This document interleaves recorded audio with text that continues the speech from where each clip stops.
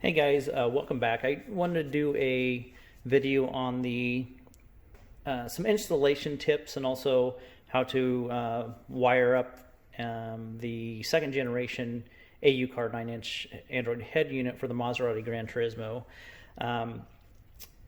Basically, what I'm going to go over first is basically the tools you're going to need. If you guys don't already know, you're going to need a set of the plastic pry tools for interiors, a Phillips screwdriver, not necessarily that long, but it is nice to have a nice big long one, the Ford stereo removal tip, some green tape, and then you'll need a 4mm, I guess you call that an Allen, and then this is a 3mm.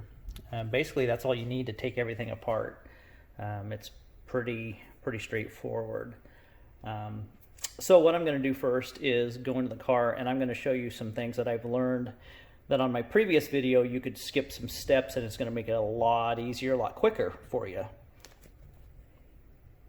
Okay, first off, you'll see in my first video that I removed this, I popped this out. You do not need to do that. Just go ahead and avoid that step. After you take this out, it just kind of pries up, put some tape around it so you don't damage anything. That pries up, that comes out. There's a bolt under there, a bolt under here and here, as shown in the first video. But what you could do, there's two bolts that are accessed underneath here. So once you unbolt the four bolts, you'll be able to lift this center up, and then you'll have to turn on the ignition, put it in neutral, and then you could lift this up and back just enough to get in there and move this to access those two 3mm Allen bolts. Now you'll have to kind of move them up, do each side by itself. I do this side, kind of maneuver this, get in there, and then I go over to the other side, and you'll have to put this side down. But you'll figure it out. It's not too hard, but you do not need to take this off. It's just one step you don't need to do, which is really nice. The second thing is you do not need to take the this off at all. So the steering column thing, you do not need to come off. Now you'll see in my video that I had trouble. There was a bolt here and the dash. I actually cracked the dash, the interior part. I fixed it, I super glued it together, which held just fine. It's just plastic. But anyhow, so once you get this off, you'll see there's a bolt here, and then the dash needs to come out, needs to pull out. So what you do, this right here, this leather cover, I put tape all along here. So, and then I gently pry this out. It's just in a bunch of plastic snaps. Now I do bring my steering column, I move the whole thing out. So once you pop that out, this will be free, and then you need to just pop this out. It comes out very easily. Just be careful, it'll come out real easy. And then there's a 4mm bolt there, and the 4mm that I show in the first video there. And then what you do, you lift that up. Now there is a wire that's connected to this right here, because I think there's a speaker, a little microphone in here or something. So anyhow, so when you lift that up, just kind of move it out of the way. Now underneath here, when you lift, let me see if I can get up here. When you lift this up, there's two Phillips screws, and that's where you're going to use the Phillips screwdriver, the long one. So I put tape on this so I don't scratch it, to avoid scratch. So you lift this up out of the way, and there's a screw here and a screw here, and they're kind of deep, not too deep in there, but a few inches in there, and you'll undo that. So once you remove this, you'll access the bolt there, and you pop this out, unscrew those, and that'll lift completely out of the way, so you could remove the dash completely, because you'll need to move this. There's a little plastic frame back in here that attached to this leather, and that's what you need to move out of the way, because it's actually on top of the dash. So you need to move this out of the way to get the whole dash out. So that's one tip. Now, I mean, it literally takes, it's so much easier to take this out than to, you know, try and snaggle it out, because there's no room to pull that dash out. There's just no room. It's very tight. You could do it, but it's very tight. Many of us have done it already. So anyhow, that's one tip. So just remove this and this, and move it out of the way, and then your dash will come right out. So without having to bend or break anything. So the next tip that I want to show you is, and the reason why you don't need to take your steering column off is underneath here. Let me see if I can see it here. You'll see, let's see here. Okay, you could see the screw right there. Right there. That's the one you need to access. That does hold the dash in. So that's just a little 3mm. So you could access it through here. Just pull your steering column all the way out, and you could actually move it down. I didn't move it down quite as far, but you can move it down and access that. So you don't need to take this steering column off. It's pretty straightforward. That saves a lot of time. Okay, that's the installation tips that I have as far as taking the dash apart. So there's a few steps that you could eliminate, and then you have to add a couple steps, but they're much easier. So next, I'm going to move on to the wiring. Now, the second generation is different than the first generation. The only thing, if you're replacing yours, upgrading, you're only going to reuse this and your GPS antenna. Everything else is going to be different. So one thing that I recommend that I found that is just really awesome are these solder connectors here. Because you need to do some soldering, and I'll show you that. It's very simple. So I'm going to get set up here, and I'll show you how to do that. Okay, first off, on the back here, now you're going to see this Wi-Fi here. Now, when you receive yours, you will not have this. What they did, they have the Wi-Fi antenna internally now. So this is eliminated. So you'll use your GPS. You'll screw in the GPS there. Your radio antenna will just plug into there, obviously. Now this will plug in. You need to find there's going to be 3 or 4 wires. I can't remember right offhand, but you need to find the white or gray one. The light colored one will plug in here. That's going to be your radio antenna. So you're going to have that plugged in. We'll go ahead and leave that plugged in. Now the next thing I'm going to do is when you get yours, this is actually going to be black. This is the test radio, so but this is the amp radio that fires up the Bose amp. And when you get it, you're going to have the main harness here. This is going to plug into your main wiring harness, okay? And then and this is going to plug into the head unit, which I'll show in a minute. But anyhow, and then you have this cluster of wires right here. Now, this wakes the amp up. So when you get your unit, these are both going to be black, and there's going to be connectors on here already. So you just plug them in. So I am going to show you how to use the soldering over there real quick. However, you will not have to do this. So just so you know, you will have a connector that you simply plug it in. But I'm going to show you how to solder this and show you how simple. I know some of your professional guys are going to laugh at me, but the DIYers, this is just really cool. So I'll show you how to do that. Okay, and the reason why I'm showing you how to do this is because when you hook up your reverse cam and front cam, if you choose to, what you're going to use is the antenna, the one marked ANT. It's the blue wire on the main wiring harness. So this is going to power your reverse cam and your front cam. Now, for those of you guys that have already installed a rear cam and you have connected it to the reverse light in the trunk, you won't need to put any power to the reverse cam. The guys that have the reverse cam and wired up by the head unit, this is what you'll need to do.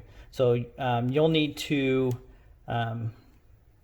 wire up your your front cam power and your rear cam power will both be using this wire. So this is going to be your power wire, the antenna, power antenna. That's going to be your power wire for your reverse cam and your front cam. So I'm going to go ahead and demonstrate this real quick to show you how simple it is. This is like, I think it was $8. So you just simply slide that in here, and you want to have the wire pass the solder connection there, and then you're going to take the second one and you're going to slide it in so they connect. So now they're crossed. So what you're going to do, I just have a little, I guess a mini torch, I guess is what you call it, that I bought at Menards, and you're just going to simply melt it like that, and boom, it's done. So we'll give that a minute to dry, or to cool off, sorry, to cool off. So this is what you'll actually do this when you connect your front cam or your rear cam to this antenna. Instead of just doing soldering and putting tape around it, this is so much nicer. So this solders, shrinks it, and you'll see these little white things, they make it pretty solid. So I'm tugging on it pretty good, and it's not coming apart, and they're soldered together now. So it's super simple. That's probably the easiest soldering tool that I've ever bought. So okay, so like I say, when you get it, there'll be a connection here. This will probably be a black wire. This is the black wire here. So there'll just be a connection. It's the only ones that will connect to each other. You'll connect those. So on the back here, what you're going to do, here's the main wiring harness. So the main wiring harness is going to go right here. I'm going to snap that in. Now you'll see that there's another little 2 wires right here, and you'll need to snap those in, connect those to right there. So that's plugged in now. And then you're going to take your other harness, and it's going to plug in right there. This is the reverse cam right here. This is a reverse cam. It's just a single RCA that plugs in. Okay, you're going to see 2 wires come out right here. One's actually is the Bluetooth antenna. I can't remember what the other one is. It says up here, but anyhow, I think they're antennas basically. So these are nothing to connect to. They're just antennas. So what you'll do, obviously, you'll plug that into there, and each one only has one designated spot. It won't go anywhere else. Okay, and then you have your 2 USBs. Okay, and they are different. So they have their own spot, which is down here.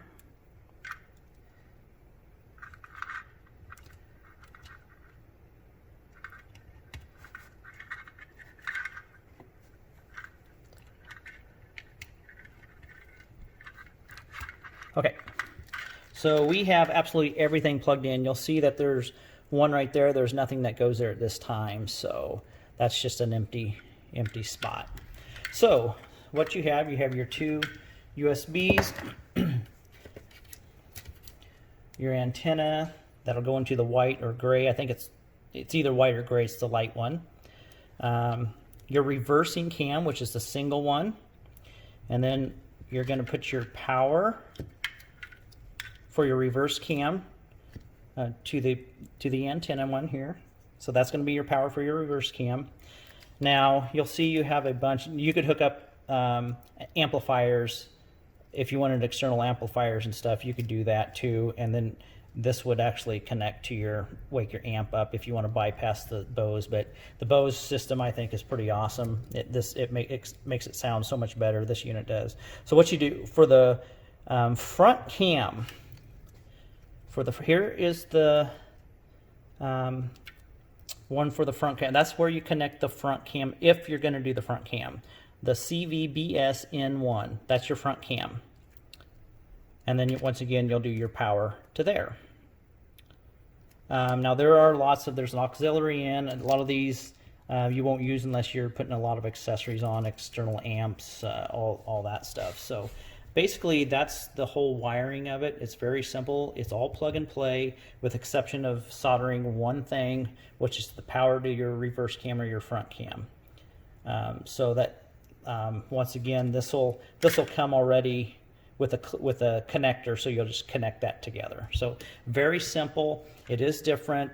You won't have the Wi-Fi. You won't have a Wi-Fi antenna here to connect since it's internal, and then you'll screw your GPS in right there. Now, you guys that already have them installed, you could use the same GPS antenna. It's the same thing. So you'll just have an extra antenna, or you put it with the other unit. So if anybody has any questions, I think that's all I could think of at this time.